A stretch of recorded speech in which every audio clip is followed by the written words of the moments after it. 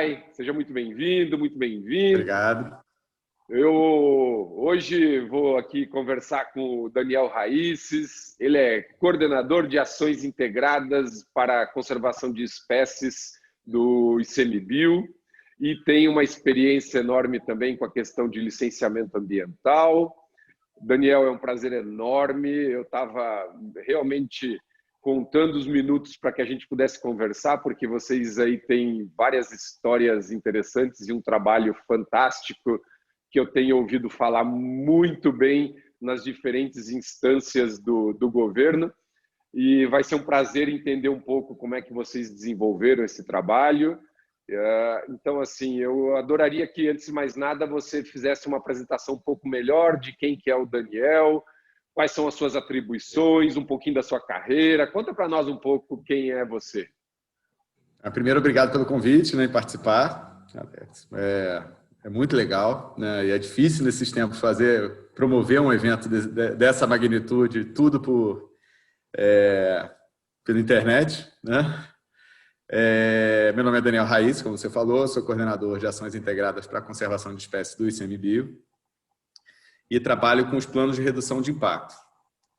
Eu sou biólogo de formação, mestre e doutor em ecologia, né, pela Universidade do Estado do Rio de Janeiro, né, e trabalhei sempre com mamíferos, né, tanto no mestrado quanto no doutorado, né?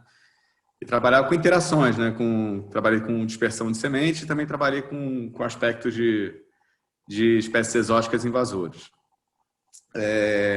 Entrei no ICMBio em 2010, em 2008 o concurso, né? Mas comecei em 2010, na Reserva Biológica do Gurupi, no Maranhão. Que legal.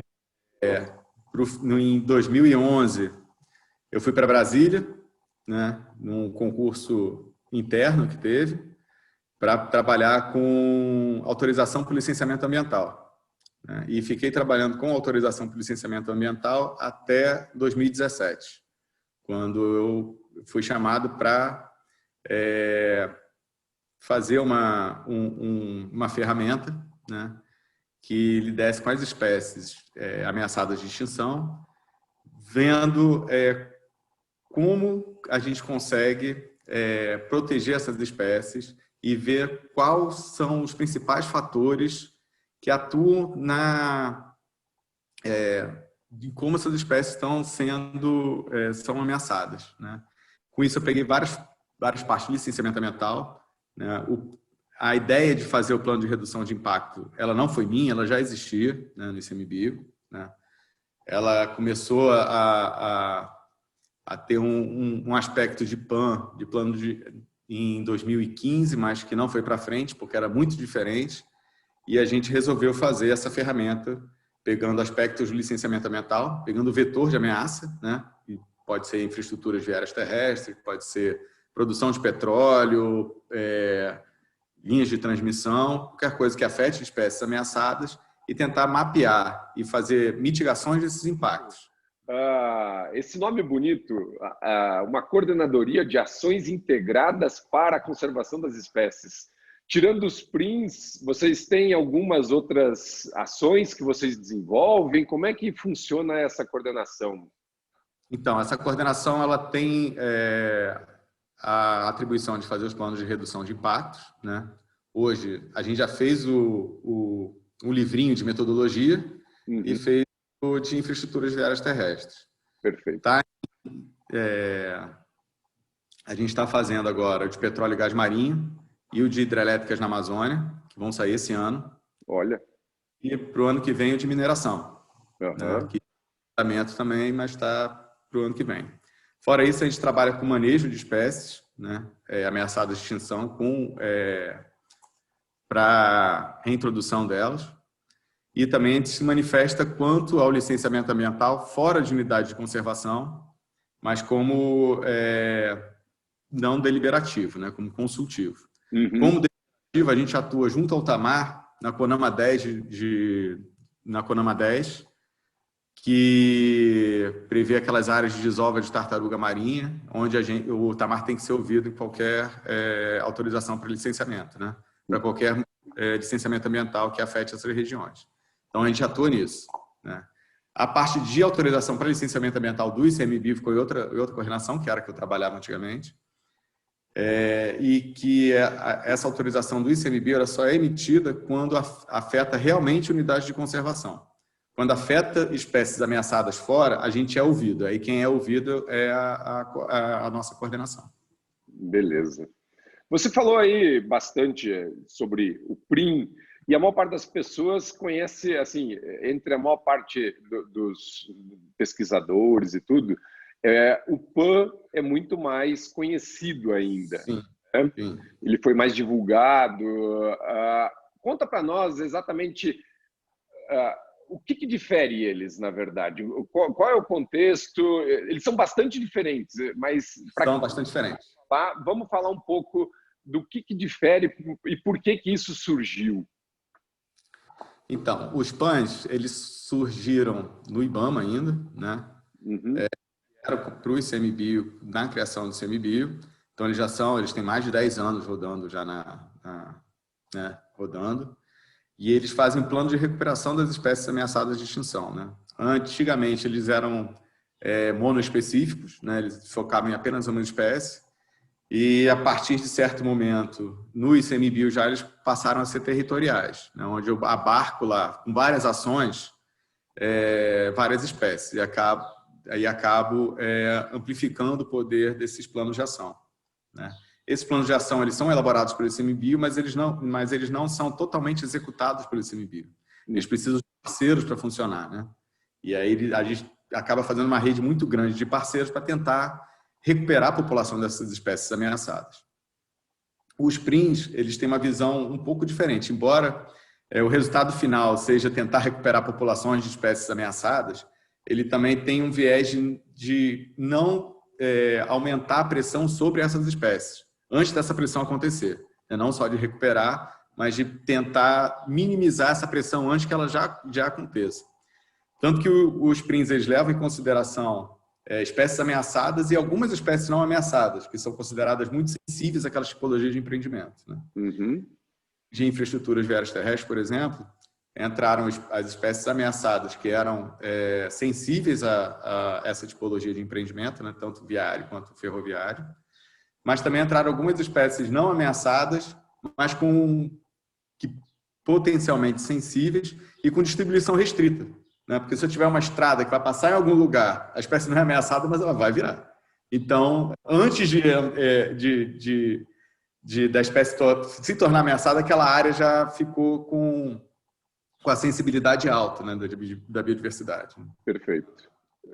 Na verdade, eu acho a história do PRIM foi uma grande sacada no final das contas do ICMBio, porque eu participei de vários PANs, né?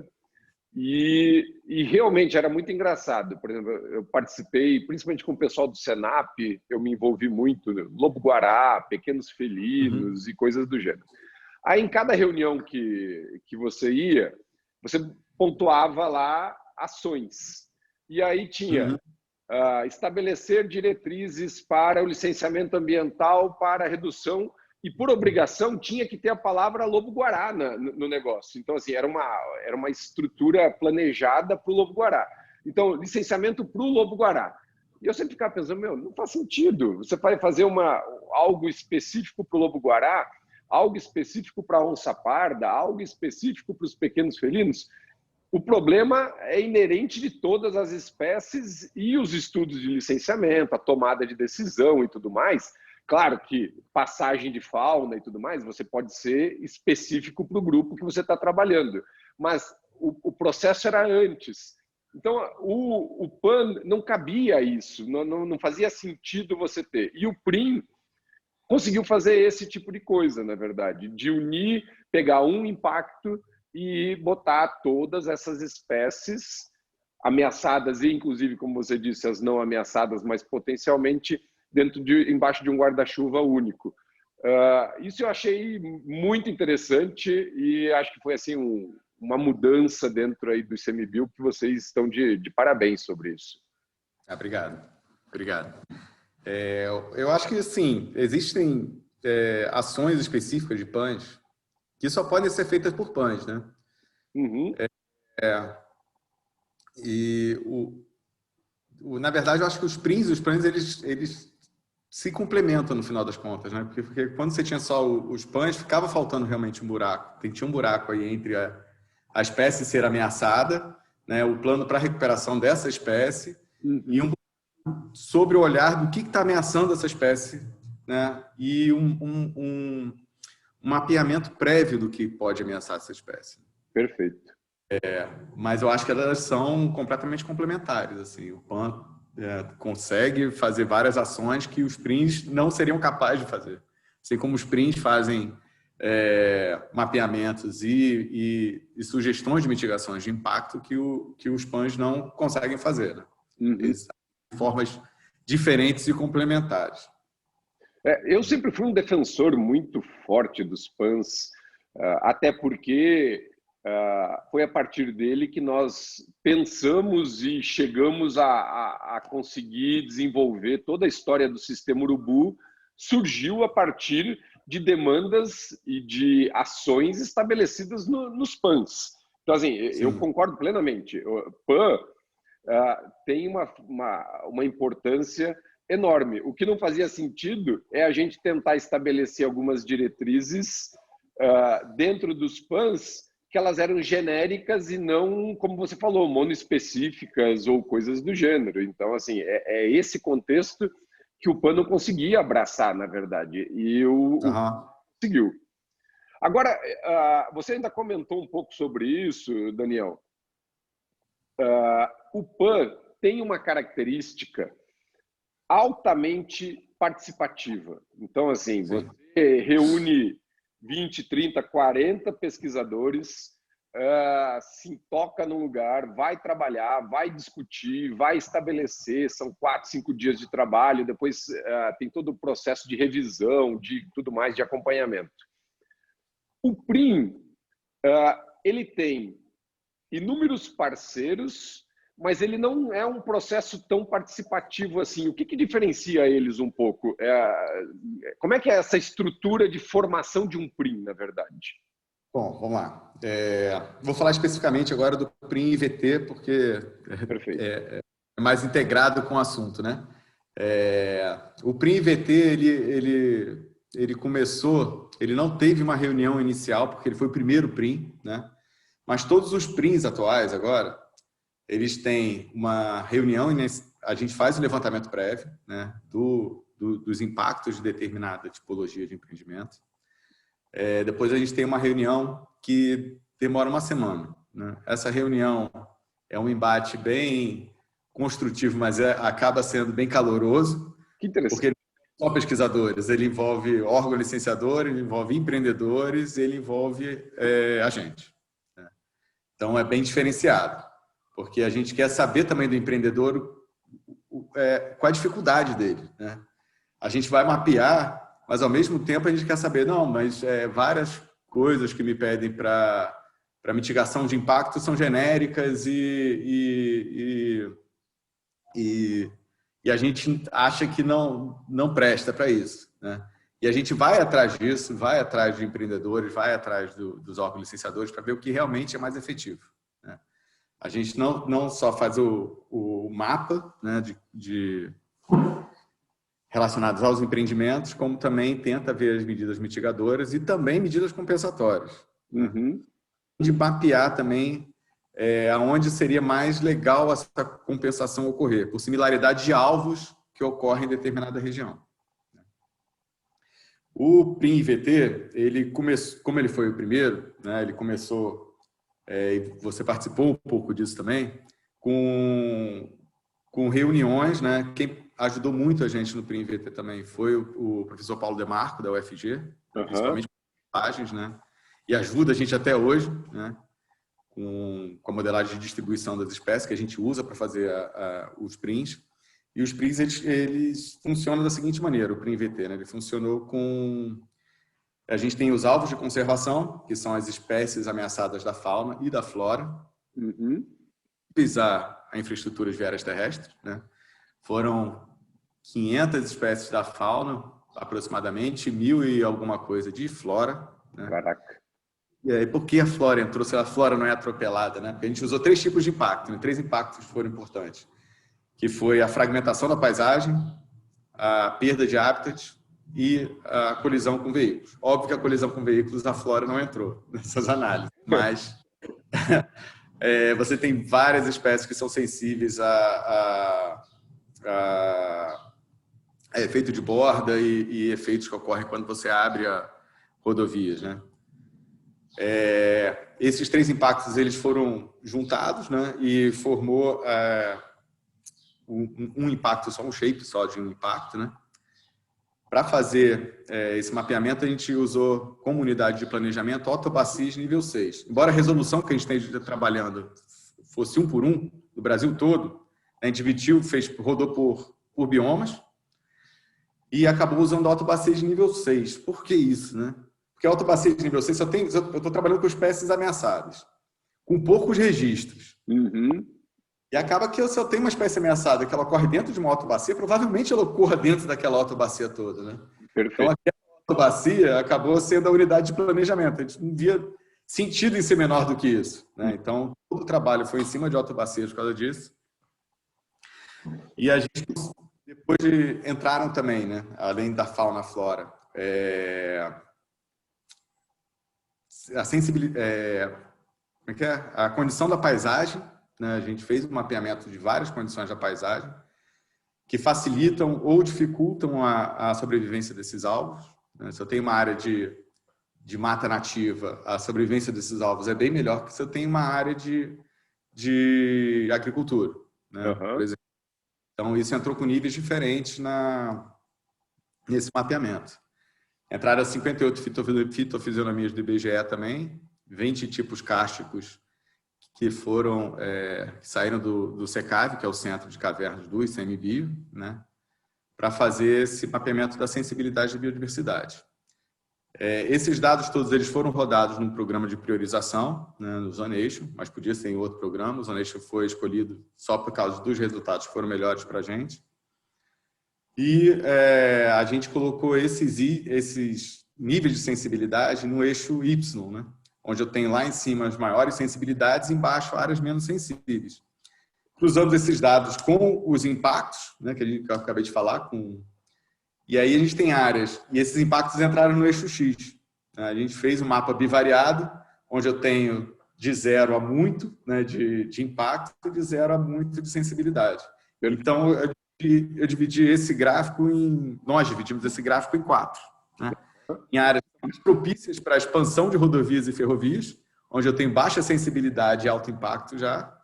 Áreas que são mais propícias para a conservação de espécies, onde eu tenho alta sensibilidade e baixo impacto. Se eu tiver que planejar uma rodovia, evitar essas áreas, né, seria o melhor. Áreas de conflito, onde eu tenho alta sensibilidade e altos impactos acontecendo, onde é melhor seria mitigar esses impactos que estão ali acontecendo, né?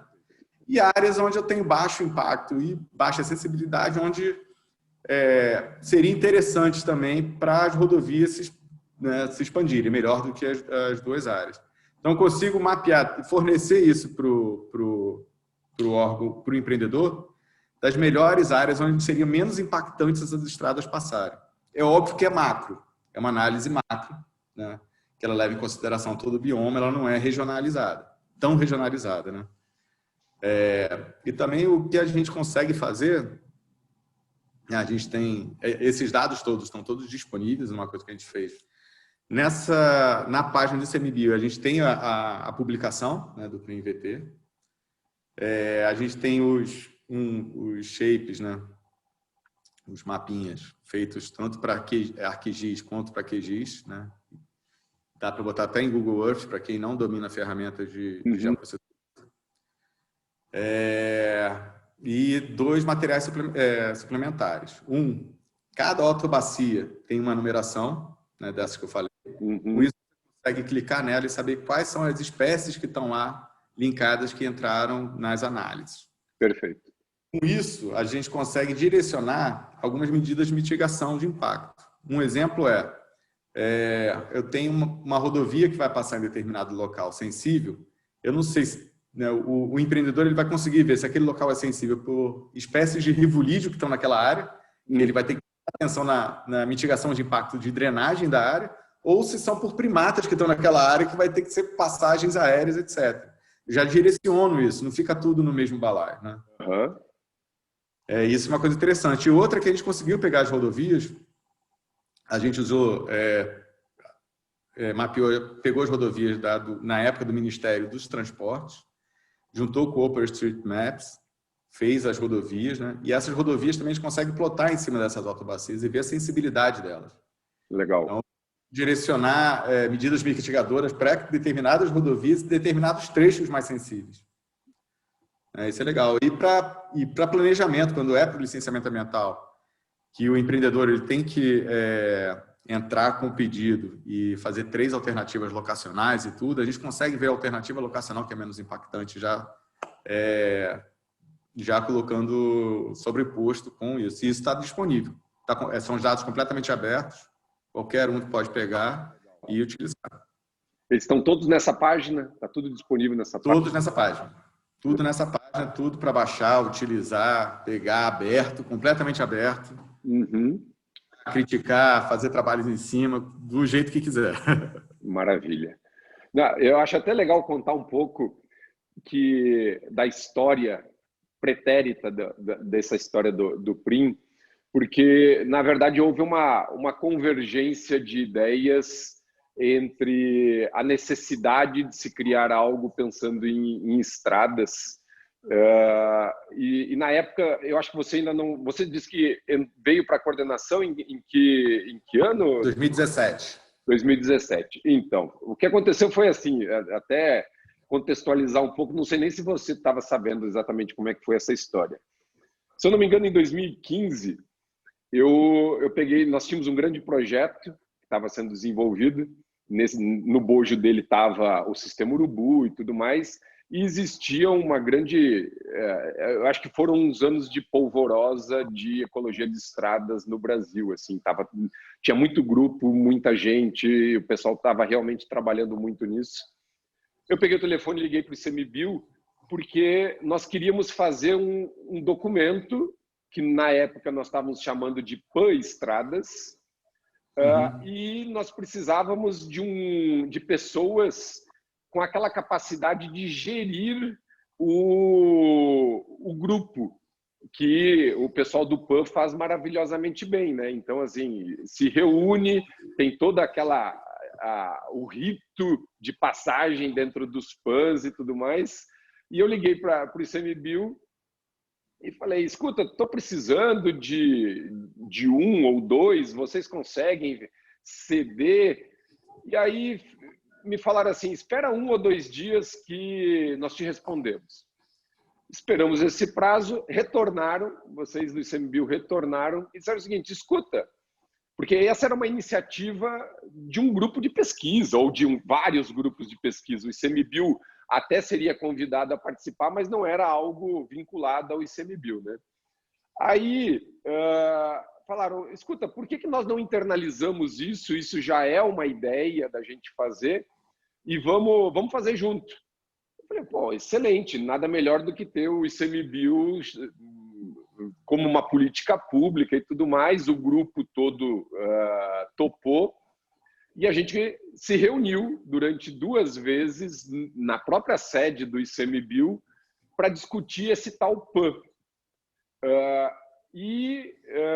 Estabelecemos que o próprio pessoal do Congresso já teve acesso agora à estratégia nacional, com 40 ações e tudo mais que foram estabelecidas, mas muito com a cara dos PANs, propriamente dito, com metas a serem atingidas, com os responsáveis, com toda aquela estrutura muito típica. E depois disso é que começou a história do PRIM, propriamente dito. Se eu não me engano, inclusive no Congresso em 2016, houve uma discussão, houve uma reunião, na verdade, aqui dentro do Congresso, aqui em Lavras, e foi a partir daí que enveredou muito mais para que o ICMBio realmente produzisse isso. E eu posso dizer sinceramente que hoje, vendo o produto, vocês jogaram isso numa régua muito, muito acima do que nós tínhamos planejado inicialmente, assim, porque realmente esse grupo que vocês têm, o que vocês conseguiram fazer, provavelmente o nosso grupo não conseguiria continuar atuando tão junto e com tanta determinação para obter um resultado como esse que vocês obtiveram. Então, assim, ainda bem que vocês seguiram fazendo isso e vocês estão com parabéns enorme pela realização disso. Obrigado. Né? Obrigado mesmo. Legal. Mas eu tenho uma curiosidade sobre eu sempre gosto de entender um pouco das dificuldades e inclusive os sucessos, que os sucessos são todos esses que a gente tem falado. E onde é que tiveram, Daniel, as maiores dificuldades, e aí falando especificamente do IVT, para que ele fosse desenvolvido? Ela foi metodológica, ela foi dados, ela foi a necessidade de uma participação, porque eu me lembro que eu participei um dia de uma discussão onde nós estávamos pontuando, foi criada uma planilha de impactos, onde nós contribuímos um pouco com isso. Sim. Foi o envolvimento dos pesquisadores, que às vezes tem aquela minúcia e que não dá. Aonde foram os maiores gargalos que vocês tiveram dentro do IVT? A gente teve alguns gargalos, né? Imagina. Ainda mais quando começa, né, as coisas novas. E alguns gargalos dentro do próprio CMBio mesmo, né? De convencimento da ferramenta, algumas coisas assim, né? De pensar a ferramenta, de modificações da ferramenta, do que estava sendo pensado para o que a gente achava que deveria ser feito, né? Isso dentro da própria casa sempre existe, né? Uhum. Uma coisa que a gente não teve muita dificuldade, falo do que a gente não teve muita dificuldade, porque foi o know-how do CMBio, que foi a parte da fauna ameaçada, né?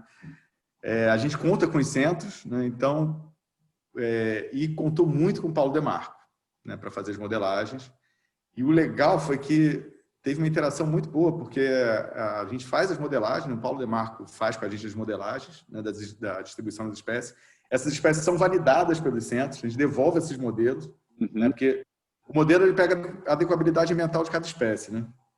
A adequabilidade ambiental de cada espécie ela não necessariamente está exatamente onde a espécie reside, né? Senão você não tinha espécie exótica invasora. Né?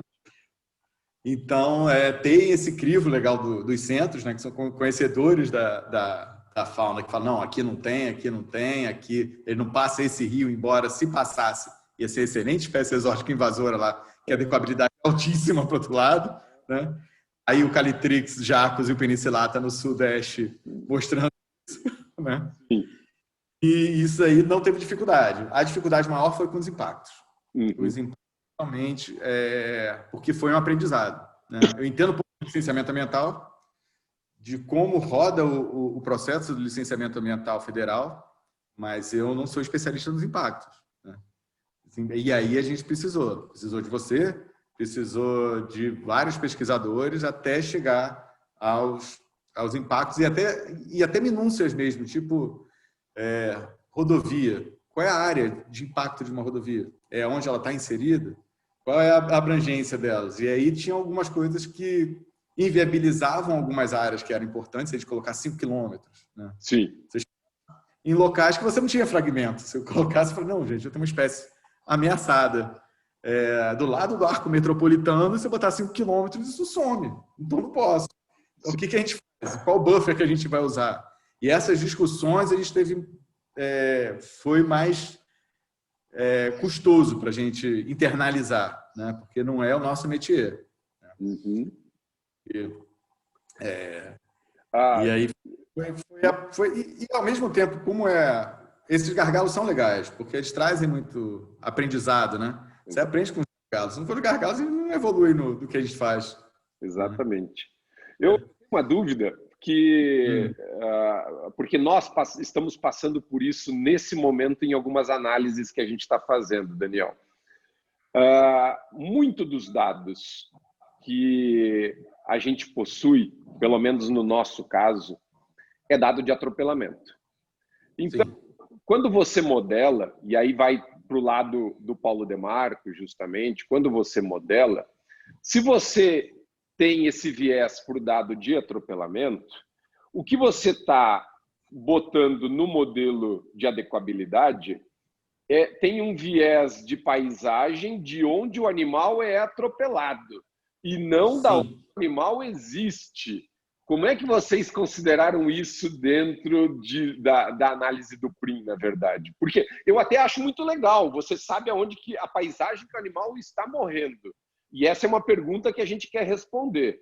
Agora, quando você começa a conversar com os pesquisadores, existe uma preocupação muito com isso. Como é que vocês atuaram dentro desse contexto? Então, a gente, desses 3 impactos, o de atropelamento foi o mais difícil para fazer. Uhum. Não utilizou dados de animais atropelados, né? A gente usou dados de captura e de pesquisadores, né? Dados de onde o animal está para modelar. A gente separou, assim, quando a gente fez esses impactos, a gente utilizou o impacto como perigo de colisão, né? Não é de risco de colisão. A gente fez o mapa de risco de colisão, mas a gente fez o mapa antes de perigo de colisão. Uhum. Por quê? A gente utilizou 2 dados para fazer isso. A velocidade média das rodovias, né? Quanto mais elevado, maior o perigo. Uhum. E velocidade de tráfego, né? Quanto mais carro passando, mais, teoricamente, mais perigoso é. Né? Perfeito. E a gente mapeou as rodovias, assim, menos perigosas e mais perigosas, de acordo com esses 2 parâmetros. Né? Isso a gente fez um mapa de perigo de colisão. Por exemplo, no Brasil, ou a EP aqui em Brasília, ela é perigosa, mas o risco de colisão com animais é muito pequeno, porque eu não tenho os bichos ali sobrepostos na EP, sabe? Sim. Eu tenho alta velocidade, muitos carros passando e não tenho o risco de colisão. Tem baixo risco de colisão, porque para eu ter o risco de colisão eu tenho que ter as espécies. O animal. Perfeito. O animal. Então, a gente resolveu dessa maneira. A gente fez um mapa de perigo de colisão e depois sobrepôs com o risco de colisão. Um convite que eu faço, se vocês quiserem, é pegar os dados que vocês têm, sobrepor com os nossos aí, para ver se a gente está falando certo ou está falando errado. Né? Porque, teoricamente, o local que seria eu teria maior quantidade de animais atropelados, eu teria alto perigo de colisão com alta sensibilidade dessas espécies, né? Para elas estarem ali interagindo. O que a gente está fazendo aqui para Minas, a gente conseguiu, o pessoal da UFMG tem um mapa das rodovias que eles conseguiram modelar com uma qualidade fantástica, se eu não me engano, 90 e poucos % de acerto em termos de velocidade e VDM. Tá? Foi uma modelagem que eles fizeram.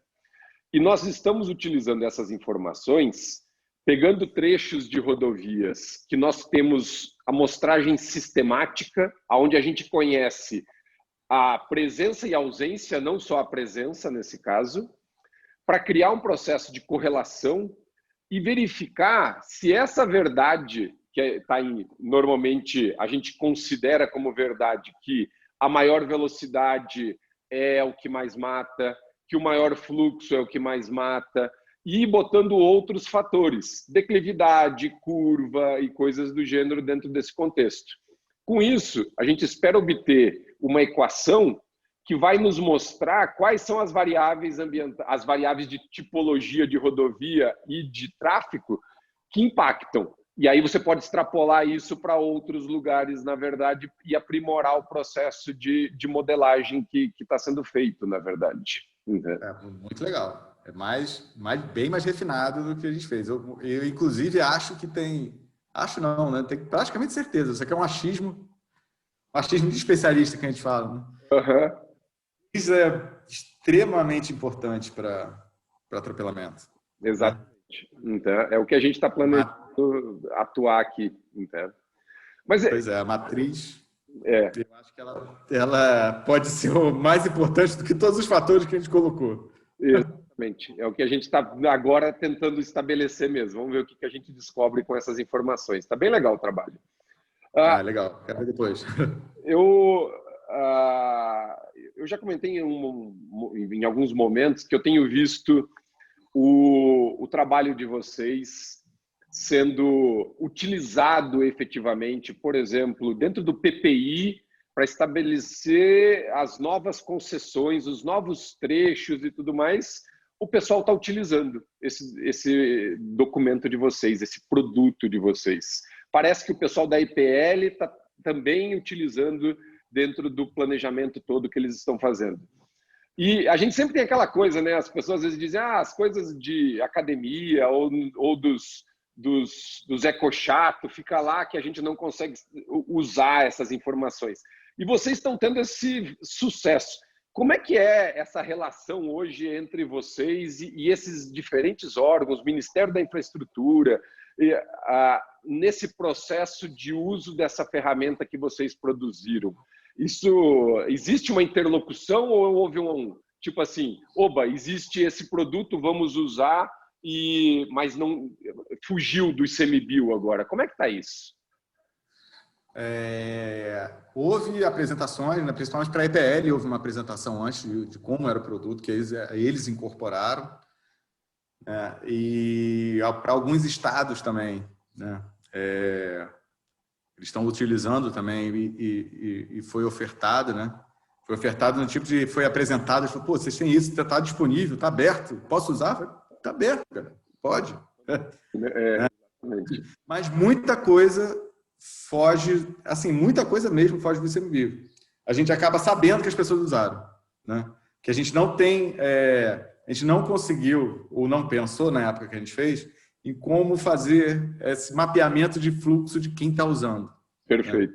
Uhum. Acabou fazendo, porque o PRIVET ele saiu no finalzinho de 2018. Né? E de certo ponto, uma coisa inovadora. Né? A gente falou, cara, vamos liberar tudo e botar para bater, né? na gíria. Né?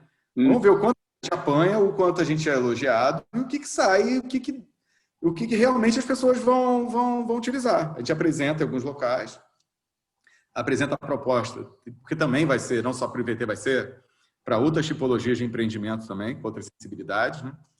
E com outras fragilidades envolvidas. E acabou que muitos utilizam e a gente acaba sabendo que depois utilizou o IVT. Né? Legal, muito bom.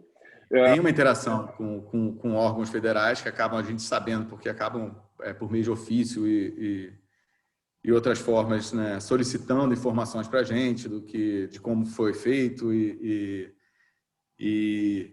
do que pode usar dali, né? E aí eu repito de novo, é aberto, pode usar, sempre falo isso. Não, mas o pode. O que está ali é o que está disponível, é assim, é o que está aberto. Muito bom. Não, e eu posso dizer que assim, eu tenho conversado com muita gente e tem muita gente usando. E quem não está usando é porque ainda não conhece, porque assim, na hora que conhece, vai usar, com certeza.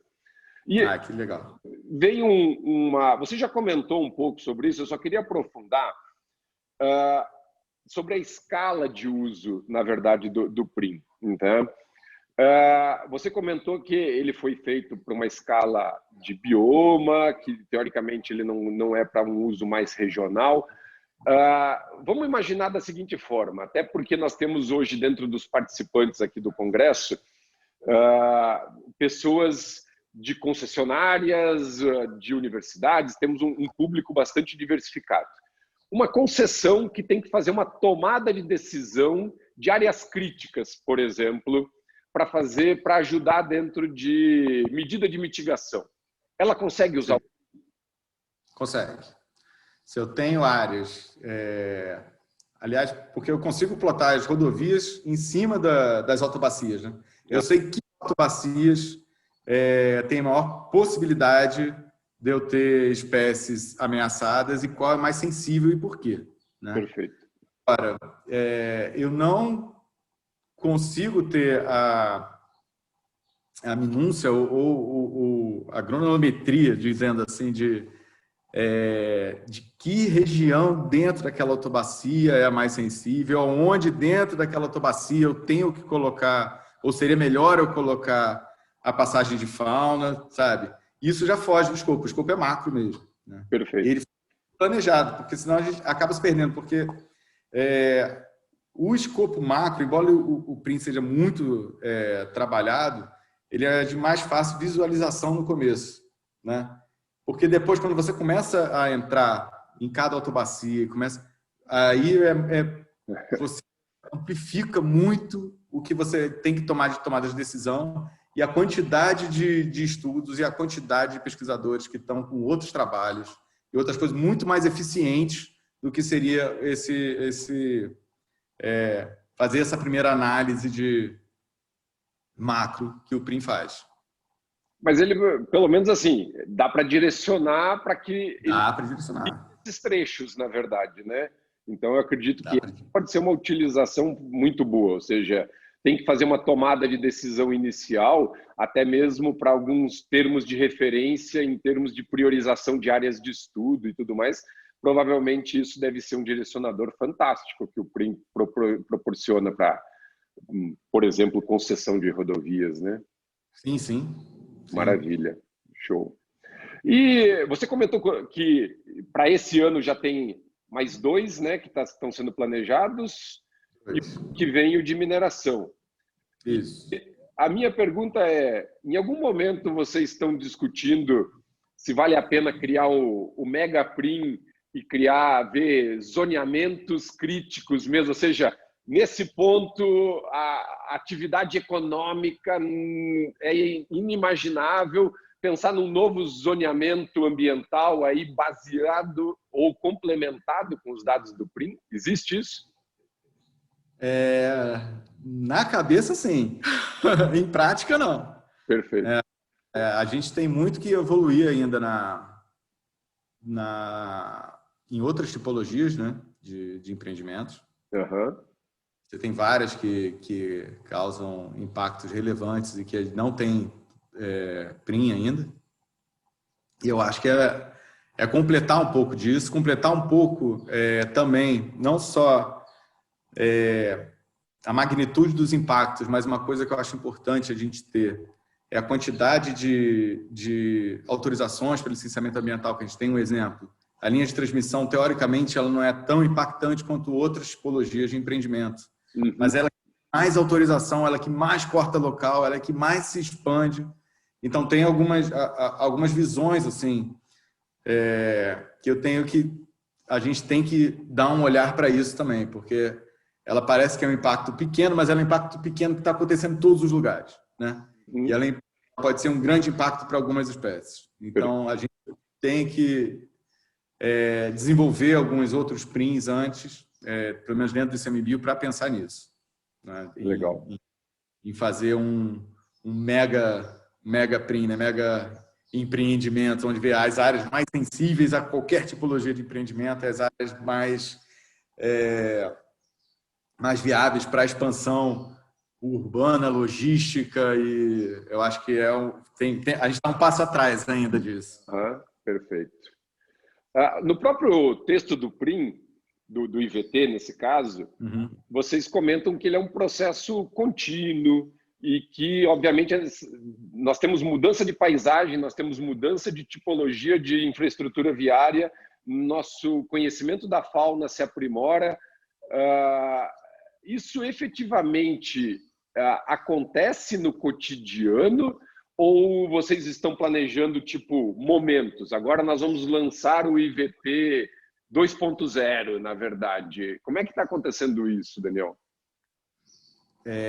A gente tem pequenos ajustes no PRIN, tanto que você entra na página hoje, tem um ajuste que foi feito já em julho. Agora foi, exatamente.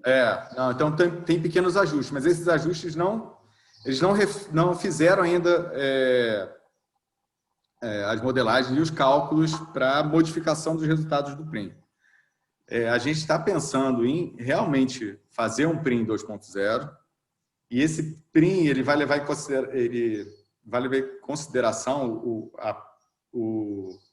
a partida dele vai ser a partir da nova lista de espécies ameaçadas de extinção do que vai sair do ICMBio, né? Que vai sair da avaliação do ICMBio. Porque isso pega um peso muito importante, principalmente na sensibilidade da biodiversidade que a gente usa. Já que uma das coisas que levam pesos diferenciados é quanto a espécie está ameaçada, se ela é criticamente ameaçada. Ela tem, na hora das análises, ela é mais priorizada, ela ganha mais peso do que uma espécie em perigo. Uhum.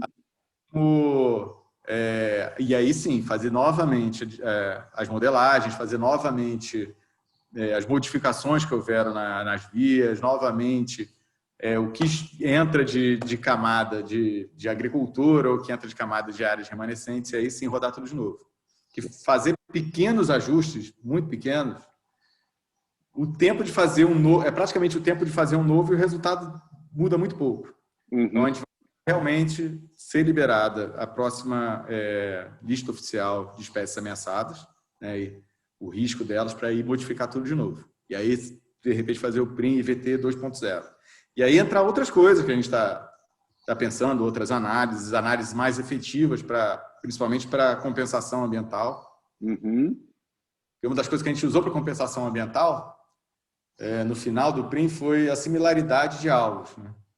E não necessariamente a similaridade de alvo seria o mais relevante, né?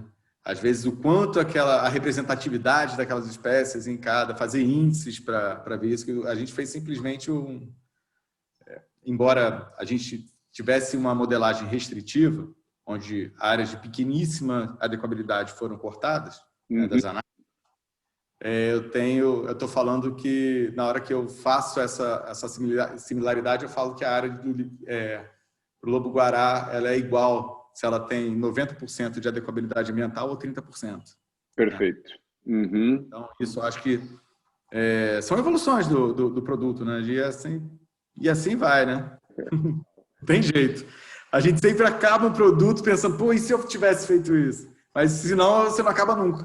Uhum. Não, tem que parar de lamber e tem que botar para dar a cara ao tapa e deixa que na próxima a gente faz melhor, também acho. E até para escutar especialistas, para fazer novas parcerias, para encontrar coisas realmente relevantes que a gente não levou em consideração, acho super, super importante. Legal, muito bom. Eu tenho visto, por exemplo, junto do PPI, muito do planejamento que está sendo feito dos novos trechos de rodovias pavimentada e tudo mais, tem sido muito discutido de que forma que o licenciamento ambiental deve atuar. Nós temos aí uma nova lei para ser votada, que na verdade de nova não tem nada, né? Porque ela é bem velha, ela só na verdade não foi votada e tudo mais. Mas, relançada. Exatamente. Você acredita que de alguma forma o processo, e não especificamente só do PRIM, mas esse processo de modelagem que a gente tem hoje, porque nós temos milhões de dados, nós temos milhões de informações, nós temos layers do que a gente quiser. De alguma forma, esse é o futuro do processo de licenciamento? Ou seja, será que nós conseguimos qualificar tão bem os nossos modelos que para um determinado ou para um grande grupo de empreendimentos aí a gente consiga atuar muito mais com modelos e menos com um número restrito de monitoramento de campo? O que você pensa disso? Eu acredito que sim, mas no meio termo, né? As ferramentas de processamento cada vez e as modelagens cada vez elas estão mais assertivas, né? Você tem modelagens cada vez melhores. Se você for pegar um mapa de um especialista, elas são cada vez se sobrepõem cada vez mais. Uhum. No entanto, elas sempre vão precisar do mapa do especialista e do especialista envolvido. Perfeito. Não tem eu acho um pouco ilusão ou corre-se muito risco você apertar um botão e você falar, não, ali é o local que você precisa do especialista. E você sempre vai precisar do especialista. né? Que até as modelagens, elas são criadas e são refeitas e são aprimoradas por causa do olhar do especialista, né? Não por causa da modelagem em si, né? Precisa de gente em campo. Óbvio que, em alguns casos, você pode ter uma simplificação do licenciamento ambiental, né? Você pode ter, se você tem uma área extremamente impactada e você tem várias... a sensibilidade baixa e tudo, você pode reduzir a quantidade de idas ao campo, ou existe essa possibilidade, mas não existe a possibilidade também, não existe a possibilidade de apertar um botão e tá tudo resolvido. Isso, eu às vezes para fico mim, muito. Você consegue direcionar e reduzir, para mim, na minha visão, você consegue direcionar e ser mais efetivo nos trabalhos. Isso sim. Agora, não ter, não. Aí eu acho que a gente pelo menos está muito longe disso ainda. Perfeito. Eu fico me perguntando, e eu acho que falta hoje para nós uma análise de, por exemplo, eu sempre gosto de pegar a IN 1313, que regulamenta número de amostragens, dias de amostragem que você vai fazer para estabelecer a questão de impacto de atropelamento para rodovias e ferrovias. Que a gente pegasse um bom trabalho feito de campo e que modelasse isso e dissesse o quanto que os dois se sobrepõem, na verdade. Porque, sinceramente, com a nossa capacidade de modelagem que existe hoje, com o volume de dados em termos de conhecimento de requerimentos que as espécies têm, a gente provavelmente consegue, através da modelagem, quando a gente tem tão pouca coleta de dados em campo, ter resultados equiparados, na verdade. E aí você prioriza, por exemplo, um investimento maior em monitoramento de longo prazo ou em análise de viabilidade da população que está sendo impactada e tudo mais. Ou seja, você acaba direcionando esforços para as coisas que potencialmente pode ser importante. Eu também hoje não acredito que a gente consiga substituir isso no curto prazo, mas que eu acho que faz falta essa comparação, que a gente possa pensar realmente aonde que a gente deve ter um licenciamento de ida para campo e coletar. O pessoal do próprio, agora não me lembro se foi, bom, alguém do Ministério da Infraestrutura disse assim, a gente às vezes gasta milhões para confirmar que uma espécie ocorre num lugar, sendo que a gente já sabe que ela ocorre no lugar. Então, para que gastar esse dinheiro se a gente poderia dizer simplesmente, olha, nós já sabemos que essa espécie ocorre e nós vamos fazer a tomada de decisão considerando essa espécie, na verdade. Quando a gente... olha, eu tenho que fugir desse fragmento que é super importante para determinado grupo. Eu preciso provar ou eu posso simplesmente realmente dizer, olha, esse fragmento, o trecho de rodovia não pode passar nele, porque isso daqui é imprescindível para tal espécie. Pronto. Tá? E aí a gente evita de gastar 1 milhão em trabalho de campo, que vai botar armadilhamento fotográfico, trabalhar durante tanto tempo, e já se definiu isso. E vamos gastar esse dinheiro numa coisa que é extremamente significativa. Eu acho que a gente está numa linha aí que vão ocorrer algumas mudanças nos próximos anos, e eu pessoalmente acho que elas vão ser interessantes dentro desse processo de licenciamento. Eu acho que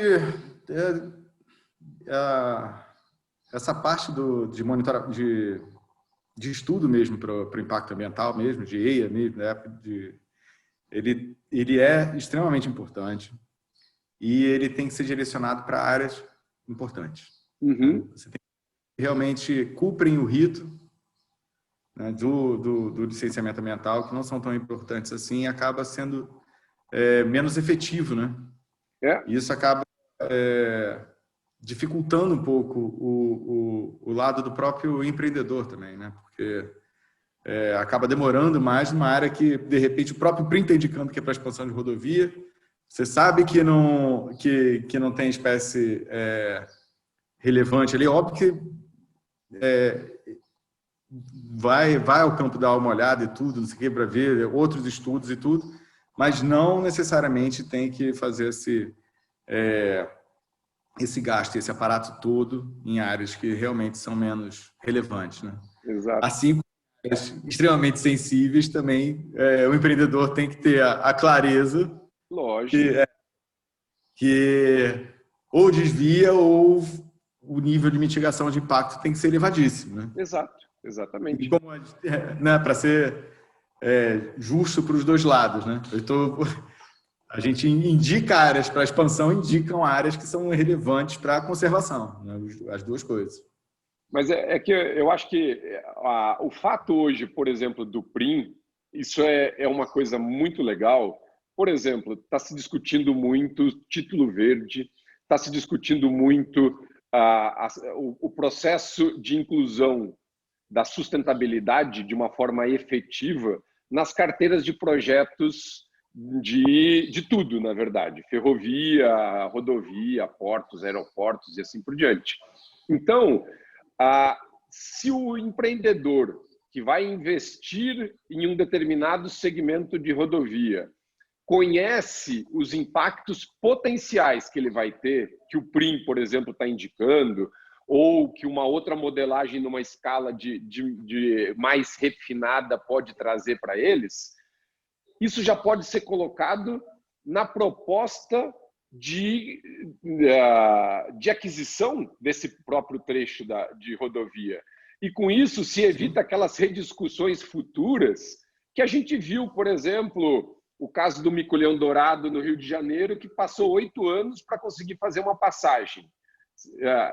Sem entrar no mérito do custo da passagem, do ponto que o Luiz nós conversamos já, tem uma entrevista super legal, vai contar um pouco dessa história, como é que foi, mas assim, essa discussão não precisava acontecer, porque na verdade você já tem um direcionamento e o empreendedor, na hora do projeto, a EPL, quando vai fazer a proposta do projeto, ela conhece quais são os riscos que estão acontecendo e ela sabe que de 500 quilômetros, 50 são prioritários. E dentro disso, Sim, vamos focar o trabalho, na verdade. Eu acho que exatamente.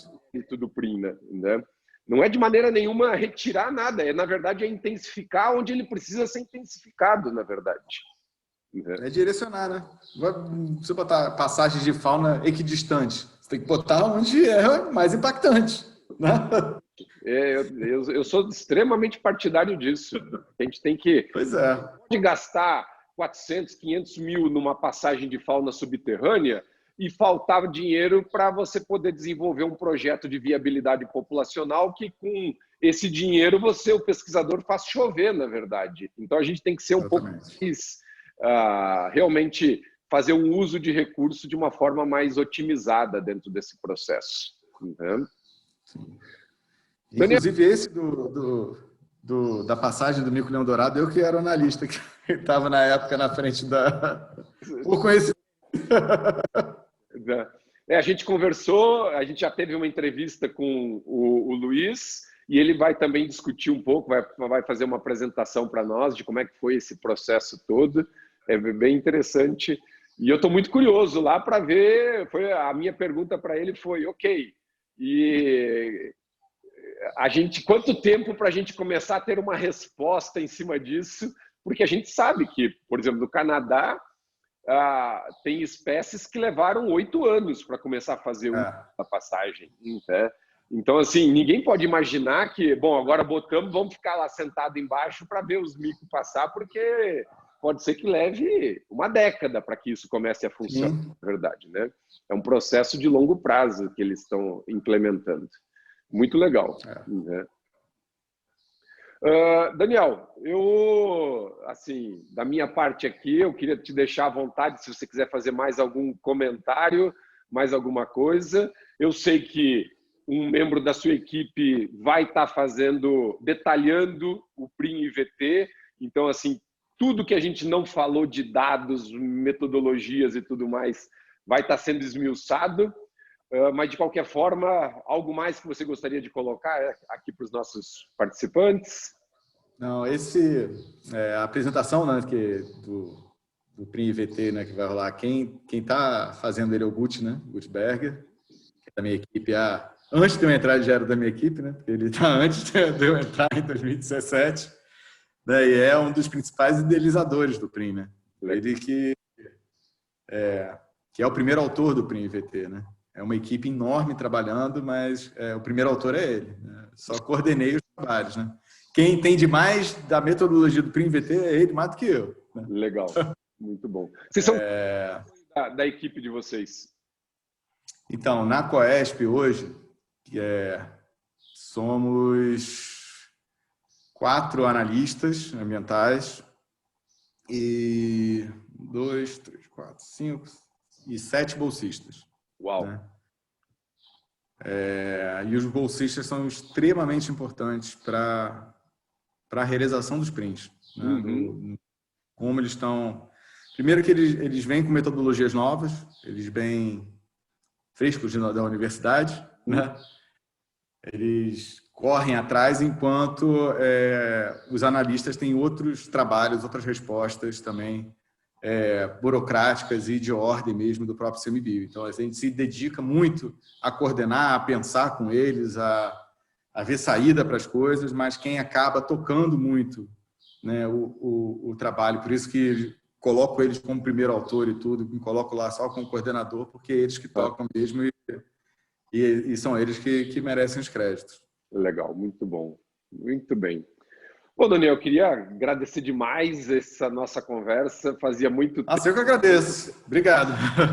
Assim, eu espero. Já estamos ansiosos para ver a palestra do Guti aí, contando como é que foi. E numa próxima ida aí a Brasília, vamos ver se finalmente a gente consegue se encontrar para conversar um pouco mais. Muito obrigado. Vamos lá. Então. Obrigado, hein?